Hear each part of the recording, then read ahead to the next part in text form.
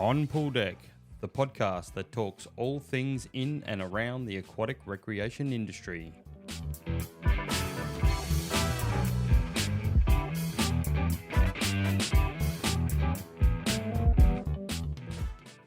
Welcome everybody, and thank you for joining me on Pool Deck. I'm Steve Good, and today is our very first podcast episode.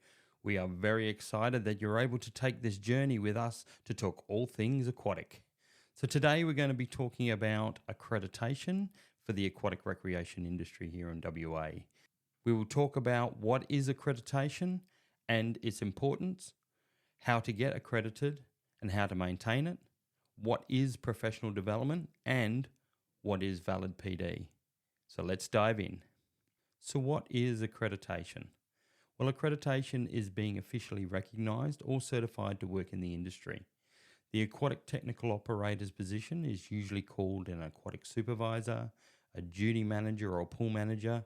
Basically, it's someone who manages the plant room and the pool water quality of that facility, as well as other supervisory and management roles.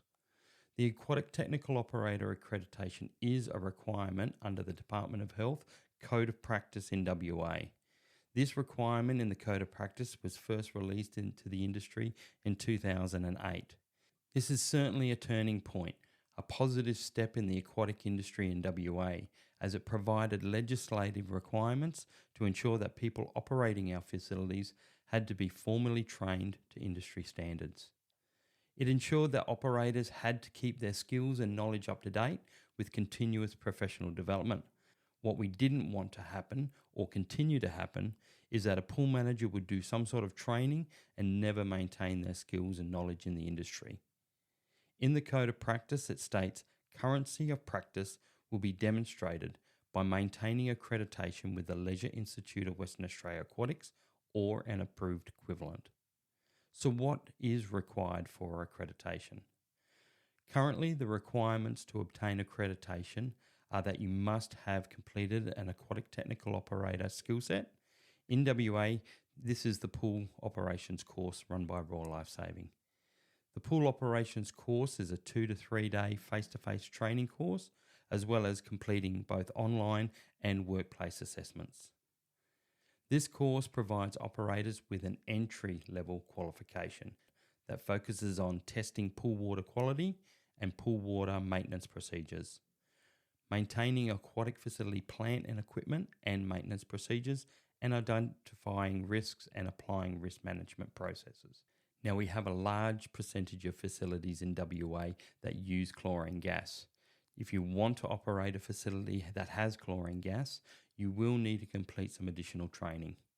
Training will need to cover the safe use and monitoring of liquefied chlorine gas and a self-contained breathing apparatus course. These are usually additional courses, often linked to the pool operations course in WA. The ATO skill set has been adopted nationally as a baseline qualification to operate and manage an aquatic facility. So if you already have the ATO skill set, for an example from another state in Australia, then the chlorine gas and SCBA course might be the only additional training you require to gain accreditation. Now, changes are currently being reviewed in the code, as the Aquatic Technical Operator skill set will now be the baseline qualification for all commercial aquatic facilities in WA. Whilst accreditation is required for a Group 1 public swimming pool, it is not a requirement for Group 2s through to 4s and also residential non-commercial swimming pools, just like your home pool. So now that you've been accredited, how do you maintain it? It is really important to ensure that once an operator has been trained in the skills and knowledge to operate a facility, that continuous professional development is being done to ensure you are keeping up your skills and knowledge, maintaining a network and collaborating with industry. Industry qualifications such as pool lifeguard, resuscitation and first aid all require people to renew these qualifications at various timeframes.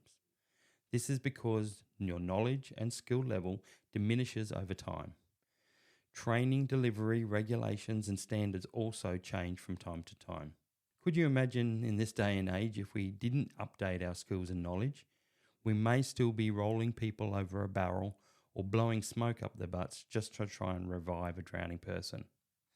This is the same for operators. Well, some patrons still try and blow the smoke up a pool manager's butt, but this is a talk for another podcast. Standards, training requirements, knowledge, and skills all change over time, and maintaining regular professional development will ensure operators are kept up to speed and build on their current skills and knowledge. As the ATO skill set is an entry-level qualification, it should not be expected that our operators will have the full range of skills and knowledge within the industry.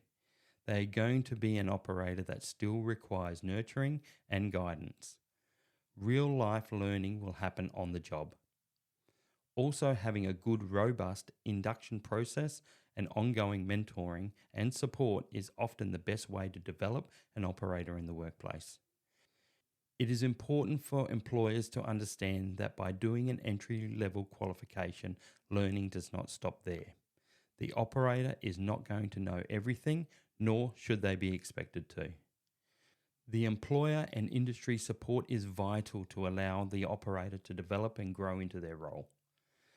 After the first year, a reminder will be sent to renew accreditation.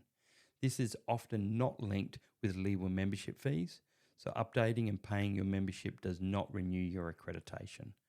Accreditation is free for LEWA members, so no additional payments are required to renew your application.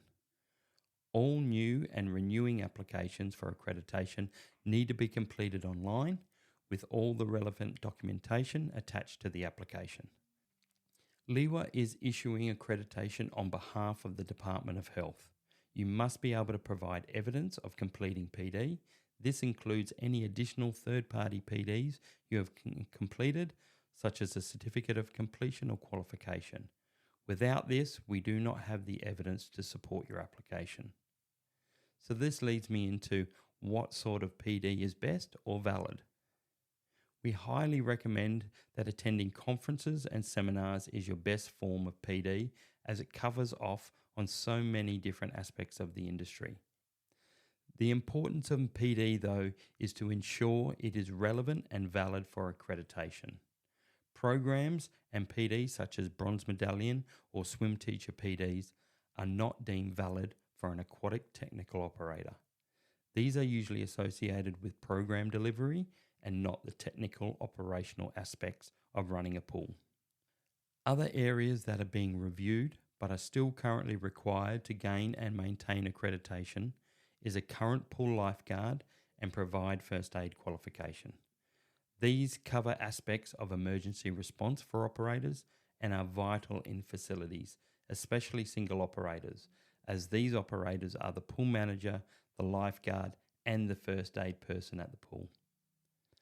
LEWA is currently working with industry partners such as Royal Lifesaving to work out what else can be done, especially in the online environment of PD and continuing learning, as well as trying to link in other PD to conferences and seminars to minimise travel and days off work.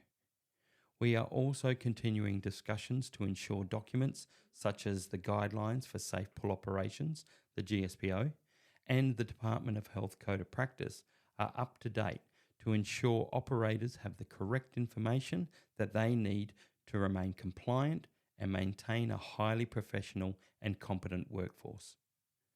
Well, today we've covered off on a fair bit of information, from understanding what accreditation is, its importance, to what we need to do to become accredited and to maintain it. If any of this information has raised questions, please get in touch with us via our email, accreditation@lewaquatics.org.au, or visit the LEWA Aquatics website for more information. We also encourage you to search and follow us on all the social media channels to be kept up to date.